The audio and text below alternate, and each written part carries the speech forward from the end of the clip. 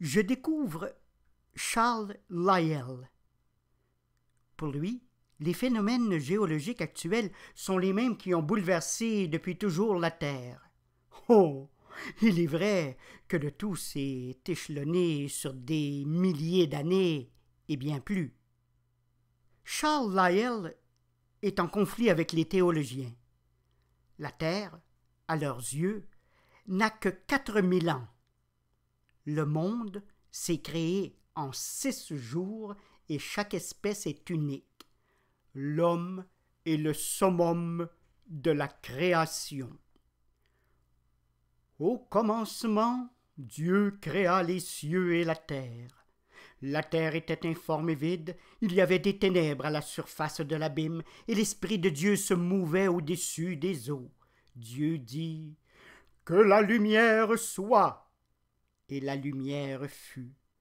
Dieu vit que la lumière était bonne, et Dieu sépara la lumière d'avec les ténèbres. Dieu appela la lumière jour, et il appela les ténèbres nuit. Ainsi, il y eut un soir, il y eut un matin, ce fut le premier jour. Ouf! Lyell est en conflit avec le français Georges Cuvier. Ce cher catastrophiste préconise que les changements sont causés par les cataclysmes universels. Aussi, qu'il n'y a plus d'évolution après la création d'une espèce. Même le transformiste Jean-Baptiste Lamarck y apporte son grain de sel.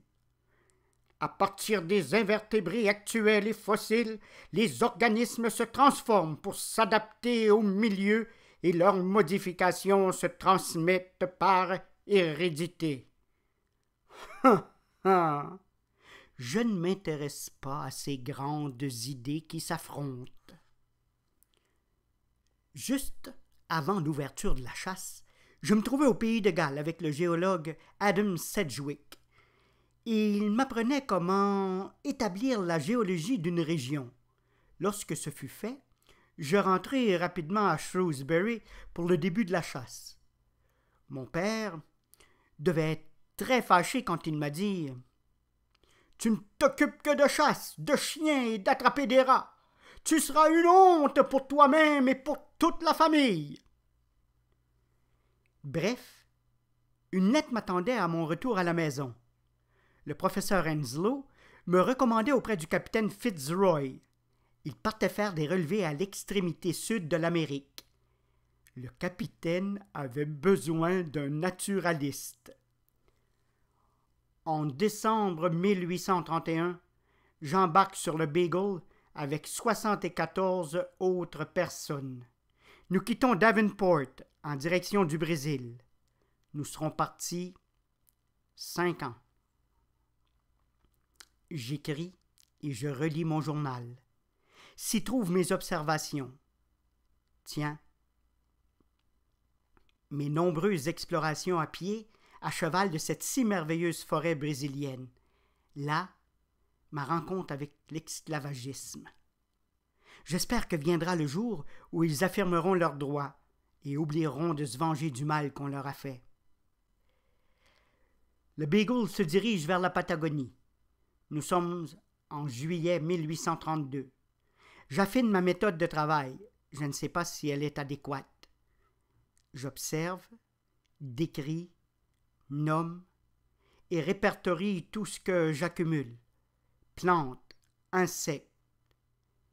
Puis quand je peux trouver un bateau en partance pour l'Angleterre, j'expédie mes échantillons à Henslow. Je ne sais pas si ce que je note est des plus intéressants. Je ne sais même pas si mes écrits sont exacts. Mais je suis certain que je fais bien de colliger des échantillons. Mon imagination galope. Elle remonte le temps et essaie d'imaginer la naissance des espèces. Puis, je projette mon imaginaire dans l'avenir. Il n'y a aucune durée. Y aura-t-il une fin à toute cette évolution ?